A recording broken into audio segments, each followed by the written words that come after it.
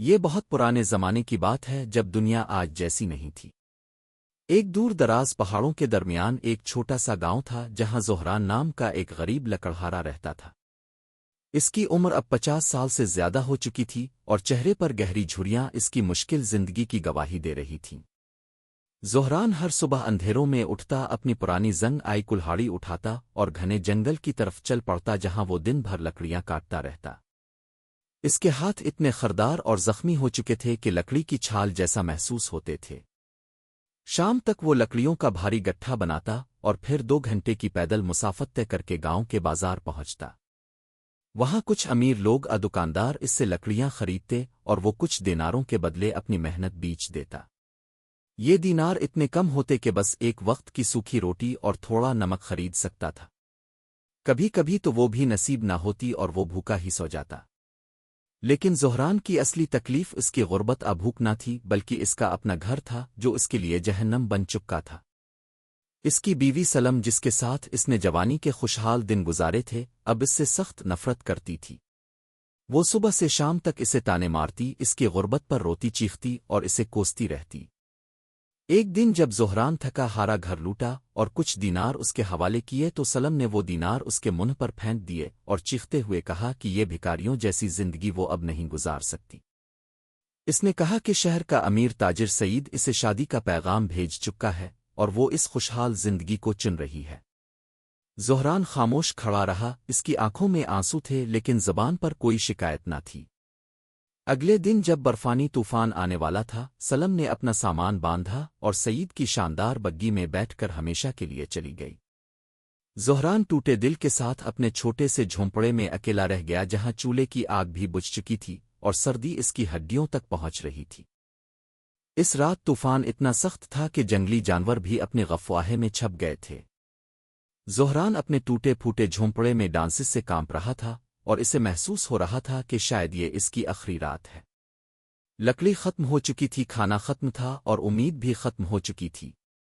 وہ اپنی خردری چادر میں لپٹ کر زمین پر لیٹ گیا اور سوچنے لگا کہ شاید موت ہی اسے اس تکلیف سے نجات دلائے۔ اچانک دروازے پر کسی بھاری چیز کے گرنے کی آواز آئی۔ پھر ایک عجیب سی گراہٹ سنائی دی جو کسی جانور کی تھی، لیکن اس میں درد اور مجبوری تھی۔ زہران نے سوچا کہ شاید کوئی کتا بھٹک کر آ گیا ہو یا کوئی چھوٹا جانور۔ وہ ڈرتا ہوا اپنے دروازے کے پاس گیا اور جب اس نے دروازہ تھوڑا سا کھولا تو اس کے رونگٹے کھڑے ہو گئے۔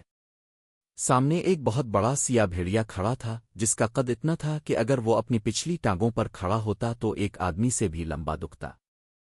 اس کی آنکھیں امبر رنگ کی تھیں جو اندھیروں میں شولوں کی طرح چمک رہی تھیں۔ زہران کی جان نکل گئی اور وہ دروازہ بند کرنے ہی والا تھا کہ اس نے دیکھا کہ بھیڑیا اس کی طرف دیکھ کر کچھ کہنا چاہتا ہے۔ پھر اس نے غور کیا کہ بھیڑیے کے کندھے میں ایک موٹا تیر گڑا ہوا ہے اور اس سے خون کی دھار بہہ رہی ہے جو برف پر گر کر جمی جا رہی ہے۔ بھیڑیا کمزوری سے گر پڑا اور اس کی سانسیں تیزی سے چل رہی تھیں۔ زہران نے دیکھا کہ یہ جانور اسے مارنے نہیں بلکہ بچانے آیا ہے۔ اس نے اپنے دل میں سوچا کہ یہ جانور بھی کسی نے دھوکے سے زخمی کیا ہے، جیسے اس کی بیوی نے اسے دھوکا دیا۔ ایک غریب انسان اور ایک خونخوار درندہ اس رات ایک دوسرے کی آنکھوں میں اپنا درد دیکھ رہے تھے۔ زہران نے ہمت کر کے دروازہ پورا کھول دیا اور بھیڑیے کو اندر آنے کا اشارہ کیا۔ بھیڑیا لڑکھڑاتا ہوا اندر آیا اور چولہے کے پاس گر گیا جہاں کچھ بجھتے انگارے باقی تھے۔ زہران نے اپنی زندگی میں کبھی سوچا نہ تھا کہ وہ ایک دن ایک خونخوار بھیڑیے کا علاج کرے گا، لیکن اس رات اس کے دل میں ترس اور رحم غالب آ گیا۔ اس نے اپنے چھوٹے سے برتن میں تھوڑا سا پانی گرم کیا اور اپنے پرانے کپڑے سے ایک ٹکڑا پھاڑ کر پٹی بنائی۔ پھر وہ بہت احتیاط سے بھیڑیے کے پاس گیا اور اس کے زخم کو دیکھنے لگا۔ تیر بہت گہرائی تک گھسا ہوا تھا اور زخم پک چکا تھا۔ زہران کو پتہ تھا کہ اگر تیر نہ نکالا گیا تو یہ جانور مر جائے گا۔ اس نے اپنی ساری ہمت جمع کی اور دھیرے دھیرے اپنے ہاتھ سے تیر کو پکڑا۔ بھیڑیا درد سے کرا اٹھا لیکن اس نے زہران کو کاٹا نہیں بلکہ چپ چاپ درد برداشت کرتا رہا۔ زہران نے ایک جھٹکے سے تیر نکال دیا اور فوراً گرم پانی سے زخم صاف کرنے لگا۔ خون بہنا بند ہوا تو اس نے پٹی باندھ دی۔ بھیڑیا تھکن سے اور درد سے بے ہوش ہو گیا تھا لیکن اس کی سانس اب نارمل آ رہی تھی۔ ज़ोहरान के पास घर में सिर्फ एक छोटा सा गोश्त का टुकड़ा बचा था जो वो हफ्ते के लिए बचा कर रखता था। वो इस गोश्त को देखता रहा, फिर जख्मी भेड़िए को देखा और बना सोचे इसे भेड़िए के मुंह के पास रख दिया। कुछ देर बाद जब भेड़िया होश में आया तो उसने वो गोश्त खा लिया और फिर ज़ोहरान की तरफ देखकर अपना भारी सर उसके कदमों पर रख दिया, यूं जैसे कह रहा हो कि आज से मैं तुम्हारा हूं। ज़ोहरान ने इसके सर पर हाथ फेरा तो भेड़िए की आंखों में शुक्रगुजारी थी। इस रात एक इंसान और एक जानवर के दरमियान एक रिश्ता कायम हुआ जो मोहब्बत, वफादारी और एतबार पर मबनी था। अगली सुबह जब ज़ोहरान उठा तो भेड़िया इसके पीर के पास ही सोता हुआ था और उसकी आंखें ज़ोहरान पर थीं, जैसे कह रहा हो मैं तुम्हारी हिफाजत के लिए यहां हूं। अगले कुछ दिनों में भेड़िए का जख्म बिल्कुल ठीक हो गया और वो पहले से भी ज्यादा ताकतवर हो गया। लेकिन वो ज़ोहरान को छोड़कर नहीं गया बल्कि इसका साया बन गया। हर सुबह जब ज़ोहरान जंगल जाने के लिए निकलता तो भेड़िया भी इसके साथ चलता। पहली बार ज़ोहरान को जंगल में खौफ महसूस नहीं हुआ क्योंकि भेड़िया इसकी हिफाजत करता। एक दिन जब ज़ोहरान लकड़ियां काट रहा था तो 3 डाकू वहां पहुंचे और उसकी लकड़ियां और पैसे लौटने की कोशिश की। लेकिन भेड़िए ने एक देवड़ लगाई इतनी खौफनाक कि वो डाकू भाग खड़े हुए। एक और बार जब ज़ोहरान रास्ते में एक बड़ा रीछ से अचानक टकरा गया तो भेड़िए ने ज़ोहरान को बचाया और रीछ को भगा दिया। धीरे धीरे ज़ोहरान ने भेड़िए को एक नाम दिया, वफा, क्योंकि ये जानवर इस वफादारी का मुजाहरा कर रहा था जो किसी इंसान ने नहीं किया था। वफा हर वक्त ज़ोहरान के साथ रहता, इसके झोंपड़े के बाहर सोता और किसी अजनबी के करीब आने पर चुप न हो जाता। लेकिन गांव के लोगों ने जब ये देखा कि ज़ोहरान एक भेड़िए के साथ फिरता है तो उन्होंने तरह तरह की बातें बनानी शुरू कर दीं। कुछ कहने लगे कि ज़ोहरान पागल हो चुका है और कुछ कहने लगे कि वो जादूगर है जो जिन्नात को काबू में रखता है। गांव के मुख्तार ने एक दिन ज़ोहरान को बुलाया और कहा कि ये भेड़िया खतरनाक है और इसे मार देना चाहिए। लेकिन ज़ोहरान ने साफ इनकार कर दिया और कहा कि ये जानवर मुझसे ज्यादा वफादार है तुम्हारे से। इस बात पर लोग नाराज हो गए और उन्होंने फैसला किया कि ज़ोहरान को गांव से निकाल दें।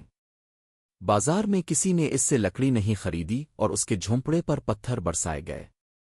ज़ोहरान अब पहले से भी ज्यादा तन्हा और मजलूम बन गया था, लेकिन इसे कोई परवाह नहीं थी क्योंकि इसके पास अब वफा थी, एक ऐसा साथी जो कभी धोखा नहीं देता था। महीने गुजर गए और ज़ोहरान अब गांव जाना छोड़ चुका था।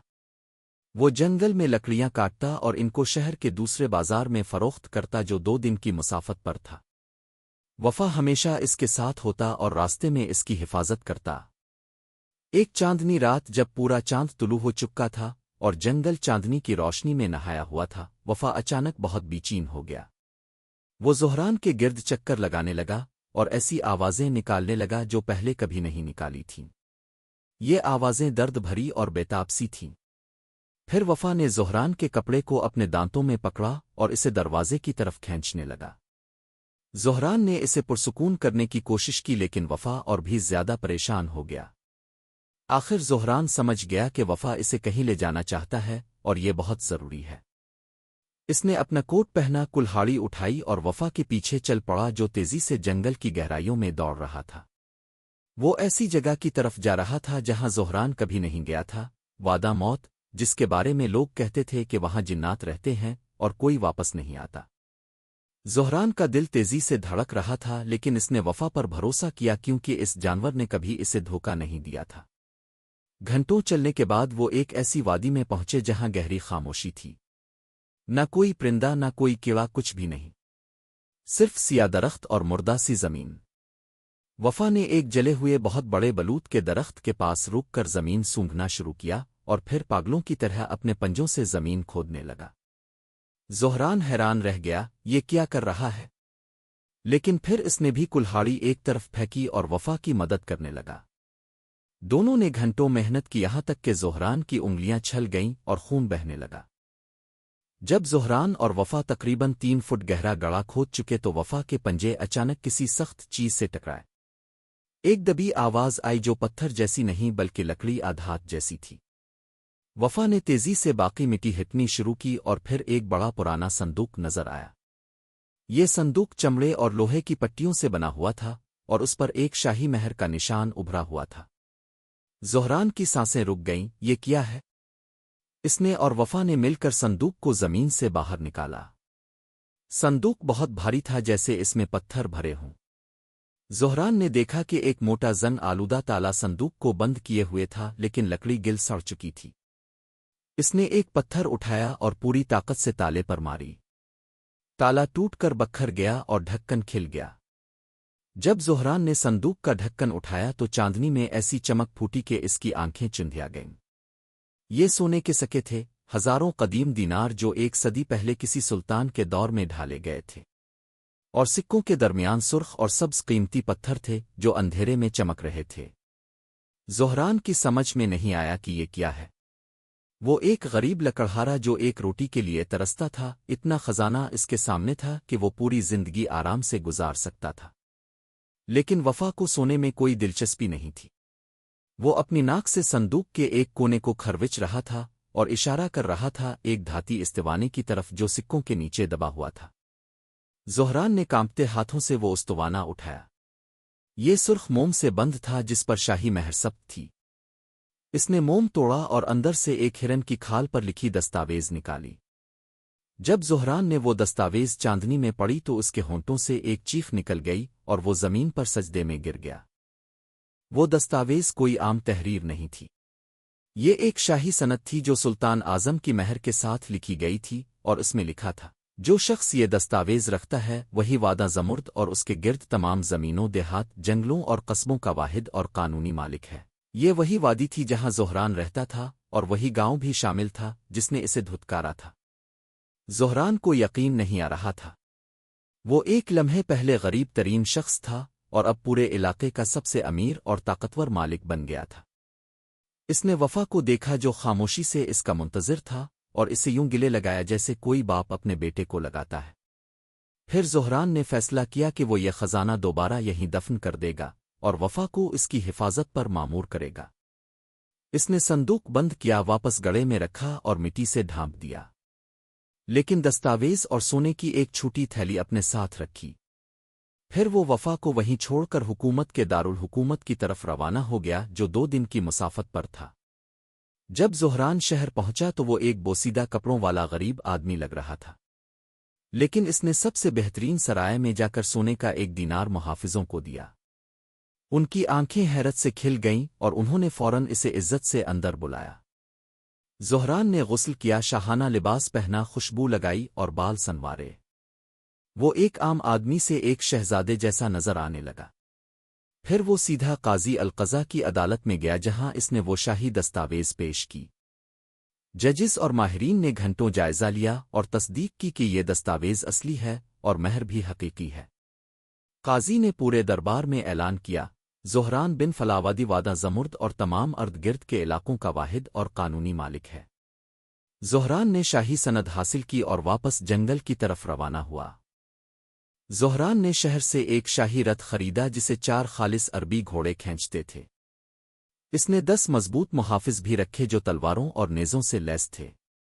پھر اس نے حکم دیا کہ رتھ سب سے پہلے وادی میں جائے، وفا کو لائے اور خزانے کو محفوظ کرے۔ جب رتھ وادی میں پہنچا تو وفا فوراً پہچان گیا اور خوشی سے زہران کے پاؤں چاٹنے لگا۔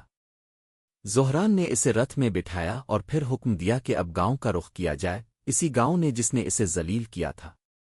دوپہر کے وقت جب رتھ گاؤں کی سرحد پر پہنچا تو ایسا لگا جیسے زلزلہ آ گیا ہو۔ لوگ دکانوں اور گھروں سے باہر نکل آئے۔ انہوں نے ایسی شاندار بگی کبھی نہیں دیکھی تھی۔ رتھ چوک میں رکا، اسی چوک میں جہاں زہران کبھی لکڑیاں بیچا کرتا تھا۔ دروازہ کھلا اور ایک شخص باہر آیا جس نے سنہری کڑائی والی عبا اور بلند قامت والی ٹربن پہن رکھی تھی۔ سب کی سانسیں تھم گئیں، یہ کون امیر آوالی ہے؟ پھر اس نے سر اٹھایا اور سب نے دیکھا، زہران، وہی غریب لکڑہارا۔ لیکن اب اس کی آنکھوں میں ذلت نہیں بلکہ طاقت اور وقار تھا، اور وہ اکیلا نہیں تھا۔ رتھ کے دوسرے دروازے سے وفا کودا، وہ دیوقت سیا بھیڑیا، اور اپنے آقا کے پاس فخر سے کھڑا ہو گیا۔ لوگ خوف سے پیچھے ہٹ گئے۔ گاؤں کا مختار کانپتا ہوا آگے بڑھا اور چاپلوسی کے الفاظ بولنے لگا، لیکن زہران نے ہاتھ اٹھا کر اسے خاموش کروا دیا اور اپنے ایک محافظ سے شاہی فرمان پڑھوایا، عدالت عالی کے حکم سے یہ تمام زمینیں سید زہران کی ملکیت ہے۔ جو رہنا چاہے کرایہ ادا کرے اور جو نہ چاہے وہ چلا جائے۔ یہ اعلان بجلی کی طرح گرا۔ ذلیل آقا بن گیا اور تکبر کرنے والے محتاج ہو گئے۔ سب کو یقین نہیں آ رہا تھا کہ وہی زہران جسے انہوں نے دھتکارا تھا اب ان کا مالک بن گیا ہے۔ اسی وقت ہجوم چیرتی ہوئی ایک بدحال عورت سامنے آئی۔ پھٹے کپڑے، زرد چہرہ، الجھے بال، یہ سلم تھی، زہران کی بیوی۔ وہ دوڑتی ہوئی آئی اور زہران کے قدموں میں گر گئی۔ اس کے جوتے چومنے لگی اور چیخ کر بولی، مجھے معاف کر دو، میں نے غلطی کی، شیطان ہمارے درمیان تھا، میں تمہارا صبر آزما رہی تھی، میں تم سے محبت کرتی ہوں۔ زہران نے قاتل خاموشی سے اسے دیکھا، نہ غصہ نہ چیخ، خاموشی ہر لفظ سے زیادہ وزنی تھی۔ وفا ایک قدم آگے بڑھا اور گرایا، ایسی خوفناک آواز کے سلم ڈر کے مارے رینگتی ہوئی پیچھے ہٹ گئی۔ زہران نے کمر سے سونے کی ایک چھوٹی تھیلی نکالی اور اسے سلم کے سامنے پھینک دیا، یوں جیسے ہڈیاں کتوں کو پھینکی جاتی ہے۔ اس نے بلند آواز میں کہا تاکہ پورا گاؤں سنے، یہ سونا ان برسوں کی قیمت ہے جو تم نے میری زندگی سے چرا لیے۔ اسے لو اور جہاں چاہو چلی جاؤ۔